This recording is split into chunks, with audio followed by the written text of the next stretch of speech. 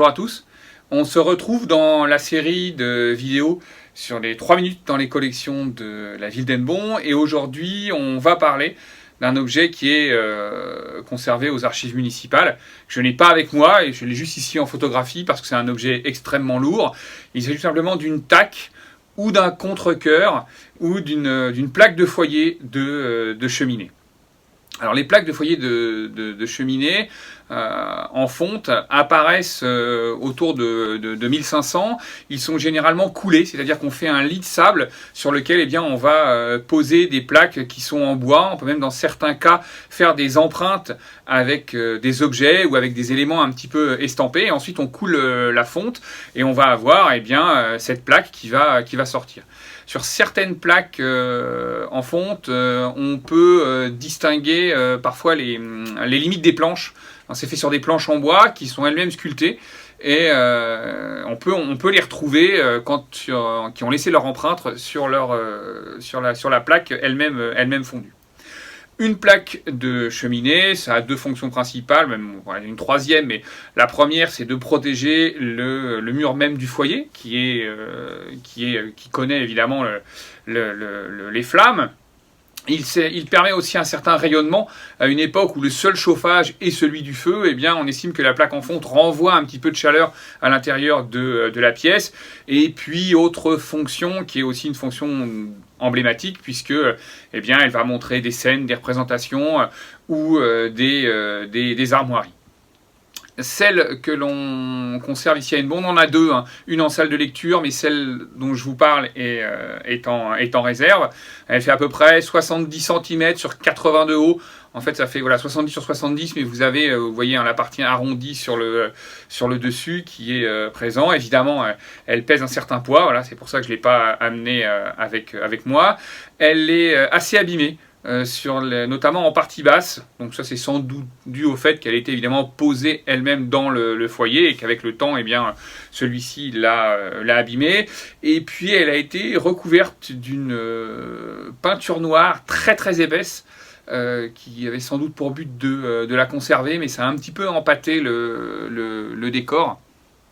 Donc elle n'est pas du tout dans sa teinte d'origine.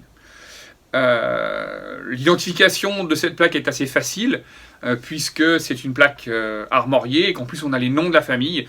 Donc on va trouver en partie haute, dans la partie courbe, dans la tête, la mention de Rohan. On va avoir, quand on la regarde sur son côté droit, écrit Chabot, et de l'autre côté on a en parallèle on a la devise de la famille de Rohan qui est le fameux A+, que l'on retrouve notamment sur des cheminées du château, des cheminées et des garde-corps du château de Josselin, qui est une des demeures de la famille de Rohan. C'est une plaque armoriée, donc on a les armoiries de la famille qui sont disposées au centre, elles sont encadrées d'un montant. On voit que ce sont des armoiries qui sont dans un écu ovale, assez caractéristique de cette période de l'Ancien Régime. L'écu a perdu sa forme de bouclier médiéval pour avoir cette espèce de forme ovale. On les trouve parfois même jumelés 2 à 2 dans le cadre d'armoiries familiales. Alors, les armoiries. L'héraldique, vous savez, c'est une science qui permet d'étudier ce décor, et c'est aussi un langage extrêmement poétique. On va utiliser non pas des couleurs mais des émaux. On va également utiliser des fourrures, par exemple les armoiries de Bretagne, c'est un semé d'hermine, donc c'est ce qu'on appelle une fourrure. Puisque la petite patte noire représente la queue d'hermine lorsqu'elle est blanche, et puis les 3 éléments que vous avez au-dessus qui forment un peu comme une étoile, ce sont les agrafes qui permettaient de faire tenir cette peau d'hermine ensemble sur, par exemple, un fond de manteau. Donc on a un vocabulaire spécifique. Et dans le cadre de ces armoiries, quand les armoiries qu'on trouve sur la plaque, on va dire que c'est un écartelé, parce que tout simplement, ce n'est pas un écu avec des armoiries en plein, mais elles sont séparées, elles sont 2 à 2, mais séparées en 4 si vous voulez. On a vraiment ouvert en vertical et ouvert en horizontal. Donc on va dire que c'est un écartelé de gueule à 9 macles d'or posés 3-3-3 qui est de Rohan. Et l'autre, eh bien, c'est d'or, à 3 chabots de gueule, posés 2 et 1, qui est de chabot. Alors, qu'est-ce que ça veut dire? Gueule, c'est tout simplement la couleur rouge. Donc, pour les armoiries de Rohan, elles sont 2 gueules à 9 macles d'or, posées 3, 3, 3. Donc, c'est un fond rouge, 2 gueules. On commence toujours par le fond. 2 gueules avec ces 9 macles. Les macles, c'est le losange de la famille de Rohan, hein, qui, dit-on, fait allusion à ces formes que l'on va trouver dans certaines pierres de granit, hein, sur leur territoire, et qui sont leurs armoiries. Hein, donc ce losange que vous retrouvez aujourd'hui dans les armoiries de Pontivy, par exemple. Hein, c'est ce qu'on appelle une macle. Et posé 3, 3, 3, parce qu'il y en a 3, 3 et 3. Elles forment une rangée. Les autres armoiries sont celles de chabot, hein, d'or, puisqu'elles sont en fond jaune, doré. Et les chabots, ce sont des poissons. Alors ils sont de gueule, donc ils sont rouges. On pourrait presque dire que ce sont des armoiries parlantes. Les armoiries parlantes, c'est quand vous avez un meuble, c'est-à-dire un dessin, hein, quand on a un château, quand on a une tour, un arbre, eh bien, on va dire que c'est un meuble. Eh bien, les meubles sont parlants, c'est-à-dire que l'animal ou l'objet qui est représenté correspond au nom de famille.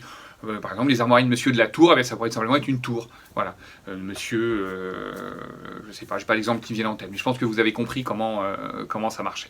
Concernant l'identification du propriétaire de l'attaque, ou du moins des armoiries qui sont représentées, c'est assez simple. On a une alliance, hein, comme on a un écartelé. Vous avez la famille de Rohan et la famille de Chabot.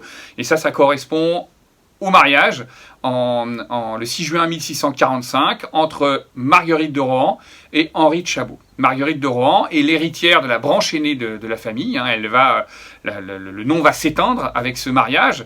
Et c'est pour ça qu'elle épouse Henri de Chabot et qu'elle obtient de la régente Anne d'Autriche et ensuite par un décret royal, eh bien, de conserver son nom et ses prérogatives. Alors l'échange est qu'en échange, elles doivent élever ses enfants dans la religion catholique, car on sait qu'il y a une partie de la famille de Rohan qui a glissé au cours du XVIe siècle vers le protestantisme. Hein, donc ça remet un petit peu avec ce mariage avec un héritier poitevin catholique, ça replace aussi toute cette espèce d'immense territoire dans le giron de l'Église catholique. Marguerite de Rohan est née en 1617, elle va mourir en 1684. Henri de Chabot est né à peu près à la même année et va mourir beaucoup plus tôt qu'elle. Hein. Il mourra 10 ans après leur mariage en 1655. Donc on retrouve, hein, d'ailleurs, alors le mariage va permettre aussi à Henri de Chabot de devenir duc de Rohan. On lui passe le titre. Il sera également fait pair de France par Mazarin. Cela explique que sur la plaque que vous avez là, eh bien, les armoiries soient surmontées d'une couronne, la couronne ducale.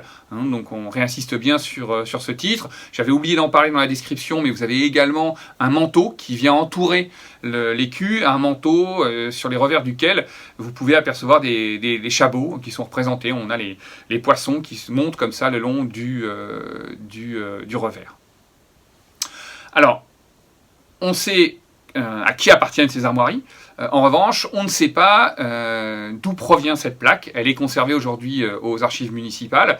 Elle a été récupérée à un moment donné. Vient-elle d'un hôtel particulier de la ville d'Hennebont, ou l'hypothèse peut se poser, ne pourrait-elle pas provenir du couvent des Ursulines, connu aujourd'hui sous le nom de Saint-Hervé, hein, ce couvent qui avait été fondé en 1641 et puis en 1647 les travaux sont terminés.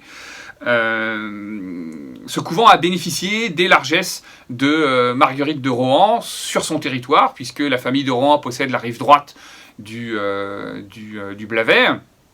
D'ailleurs,